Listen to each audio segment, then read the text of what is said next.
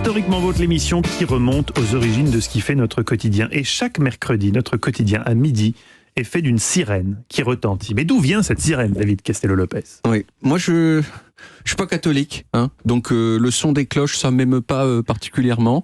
Moi, mes cloches à moi, ce sont des cloches laïques. C'est le hurlement des sirènes, le premier mercredi du mois. Écoutez-moi ce délice. C'est beau. Ça monte en puissance en plus. Et puis moi ça m'émeut encore quand je les entends. À chaque fois que je l'entends, ça vous glace. Oui. Dites-moi, à chaque fois, je crois qu'il y a un truc qui se passe. Moi aussi, c'est possible. J'oublie. Moi, surtout, ce que ça me dit, c'est qu'on est le premier mercredi du mois, et oh là là, comme le temps a passé vite depuis le mois dernier, c'est exactement ça que je me dis à chaque fois. C'est pas très intéressant ce que je dis, mais c'est la vérité. Voilà. Vous savez tous pourquoi la sirène sonne le premier mercredi du mois à midi? Pourquoi cette heure-là ? Non, pas à midi. Pourquoi on l'a fait ? Pourquoi elle sonne pour tester le matériel des pompiers. Exactement, pour vérifier qu'elle marche bien, de façon à ce que le jour où il y a un vrai danger, on se retrouve pas avec des sirènes muettes qui alertent rien du tout. Mais il faut pas que ce danger arrive un premier mercredi du mois. Exactement. Je vais vous parler de fête Macronique. C'est pas grave. Vous pensez trop vite, Olivier. Généralement, je garde les fun facts pour la fin de ma chronique, mais aujourd'hui, j'ai décidé de faire une exception et de commencer par ces fun facts. Est-ce que vous savez combien de temps dure un essai de sirène ? Quelques secondes ? Non, 30 secondes. Non, 30 secondes. 1 minute et 41 secondes. Ah oui, c'est long. Pourquoi ? Parce qu'au départ, quand ces sirènes elles ont été mises en place, il fallait 20 secondes pour qu'elles atteignent leur pleine puissance et 21 secondes pour qu'elles reviennent au silence. Et entre les deux, on les faisait fonctionner arbitrairement 1 minute. Est-ce que vous savez comment faire la différence entre la sirène d'essai du premier mercredi du mois et une vraie sirène qui indique un vrai danger ? C'est qu'on n'est pas le premier mercredi Alors du mois. évidemment, il y a aussi le truc... on regarde son calendrier. Il y a le fait de quand c'est pas le premier mercredi du mois à midi, ça aide. Voilà. Mais sinon, non. Elle dure plus longtemps. Non. Elle est encore plus forte. Elle retentit non pas une fois, mais 3 fois. À chaque fois, 1 minute et 41 secondes, avec une pause de 5 secondes entre chaque retentissement. Et effectivement, à part si elle retentit, s'il y a un vrai problème le premier mercredi du mois à midi, auquel cas il faut attendre un petit peu. Normalement, il suffit qu'elle retentisse vendredi à 18h, c'est sûr qu'il y a un problème. Même pas à attendre qu'elle retentisse 3 fois. Maintenant, d'où ça vient, la sirène du premier mercredi du mois ? Bon, l'idée d'alerter les populations avec du bruit quand il y a un danger, ça vient de la nuit des temps, c'est pas très ancien. Mais disons que ce qui a précédé immédiatement la sirène, c'est le tocsin. Les églises et les cathédrales, elles avaient un son de cloche spécial pour alerter les populations des dangers, qui était une cloche qui sonnait vite, plus vite que les autres, contrairement au glas, par exemple, qui lui sonne super lentement.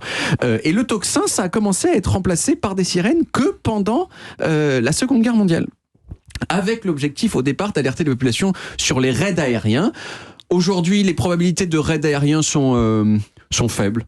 Chez nous, en tout cas. Oui, chez nous, elles sont assez faibles. Et les sirènes, elles servent surtout à indiquer soit des inondations, soit des incendies de forêt, soit quelquefois des catastrophes industrielles, comme l'explosion de l'usine AZF à Toulouse en 2001. La sirène a retenti.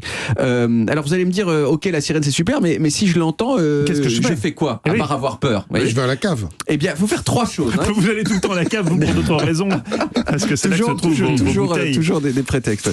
Alors, 1, il faut colmater les portes avec des chiffons.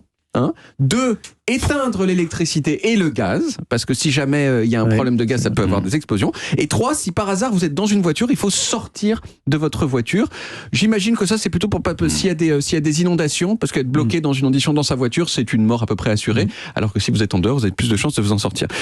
Bon, pour finir, vous le savez, moi j'ai une assez bonne oreille musicale, donc j'ai essayé de déterminer sur quelle note est-ce que résonnait la sirène du premier mercredi du mois. J'ai trouvé une vidéo sur YouTube qui a été prise à Paris, je vous fais écouter. Voilà. Et grâce à cette vidéo, j'ai pu déterminer que la sirène, c'était un sol.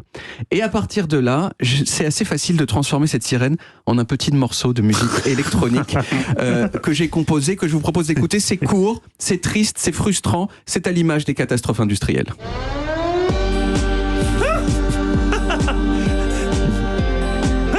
Ça serait bon que ça soit ça. Mais Vous devriez le proposer aux pompiers. Je veux dire, je pense que ça enlève complètement le stress de la catastrophe imminente. On part, on se réfugie, on se calfeutre, mais dans la joie et limite en grouvant. Et on descend la cave. Et avant, ces sirènes, elles s'activaient à la main. On faisait tourner une espèce de manivelle. Donc en fait, si on se calfeutre avec des draps humides, Oui. on reste chez soi, en fait, on descend pas à la cave. On reste. Ouais. Non, la cave, c'est Olivier Pouls C'est qui a bien, dit ça. Hein, C'est bien d'aller à la cave, non? ce n'est pas dans les. Il n'y a pas besoin de prétexte. Dans ce qu'on comme ça. dit, En revanche, dans ce qu'on il faut dit, aller faut dans faire les ça. abris anti-aériens si jamais c'est un raid aérien. Oui, qui se trouve. Mais- on ne sait- Tout le monde n'a pas ça chez soi. C'est Non, effectivement, chez mes parents, quand j'étais petit, il y avait encore dans la cave, il y avait Ah oui des flèches marquées Non. à la craie avec Et marqué on en a abri. fait quoi de tous ces espaces? On a fait des caves avant.